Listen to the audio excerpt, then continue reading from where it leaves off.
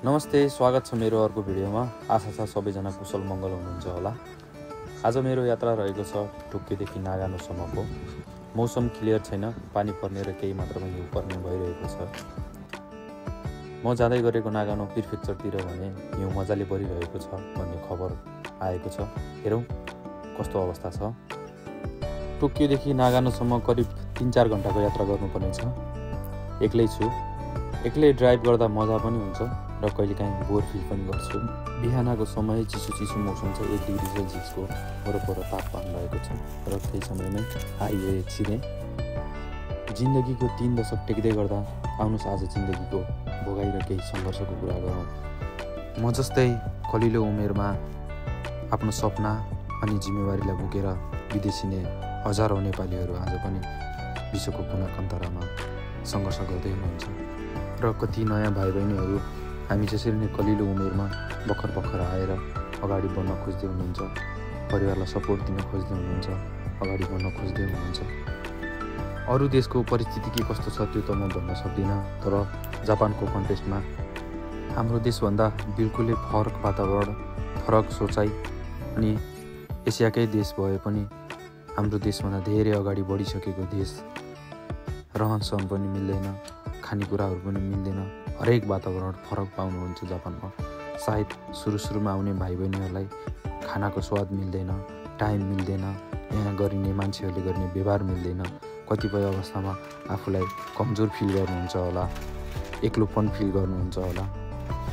यो सबै तपाईँहरू नयाँ आउने भाइ बहिनीहरूले मात्रै होइन, जसरी अहिलेसम्म जापानमा आउनुहुने नेपाली तथा अरू विदेशी हुनुहुन्छ, सबैले भोग्ने समस्या एउटै हो र सङ्घर्षका दिनहरू सबैको यसरी नै सुरु हुने हो।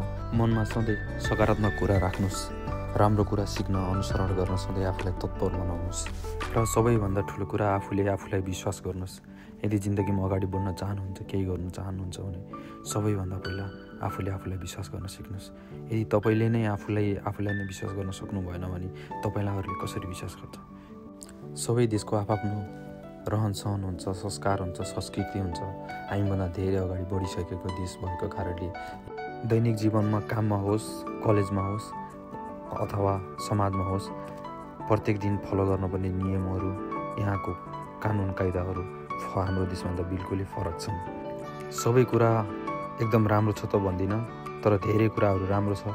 त्यसकारणले नराम्रो कुराहरूतिर ध्यान दिने होइन, हामीले फलो गर्न मिल्ने, अनुसरण गर्न लायक राम्रो कुराहरू अनुसरण गर्ने र आफ्नो जीवनमा पनि लागू गर्ने हो। अहिले पहिला जस्तो समय छैन, काम पाउन धेरै गाह्रो छ। त्यसकारणले भर्खर आउनुभएको छ, काम पाउनुभएको छैन भने पनि नआत्तिनुहोस्।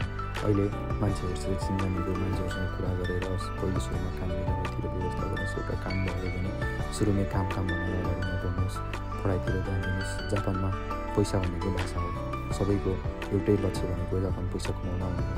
तर सुरुमै तपाईँ पैसा भनेर पैसाको पछाडि लाग्नुभयो भने, भाषा बनाउनुतिर लाग्नुभयो भने सधैँ तपाईँले दुःख पाउने अवस्था हुनसक्छ। पहिले सुरुमा भाषालाई ध्यान दिनुहोस्, गएकोमा सेन्सियरले भनेको कुराहरू राम्रोसँग मान्नुहोस्। नेपालमा हुने अभिभावकहरूले पनि जापानमा त नभएर अरू देशमा हुने बाबु नानीहरू पनि पैसा मात्रै नभनिदिनुहोस्। तपाईँको बाबु नानीहरूले सुरुमा राम्रोसँग मिहिनेत गर्यो भने पैसा अवश्य नै कमाउनेछन्। गन्थन मन्तन गर्दै गन्तव्यमा आइपुगिसकिएछ। 3 घन्टासँगै यात्रा गरेको सहयात्रीलाई यहीँ छोड्दै अब टोकियोतिर फर्कने जमर्को गर्दैछु। अबको बाँकी यात्रा बसमा गर्नेछु टोकियोसम्मको लागि। भिडियो अन्तिमसम्म हेरिदिनु भएकोमा मनैदेखि धेरै धन्यवाद। हजुरहरूको दिन शुभ रहोस्। नमरी बाँचे कालैले साँचे। फेरि अर्को भिडियोमा भेटौँला। हस्त, धन्यवाद।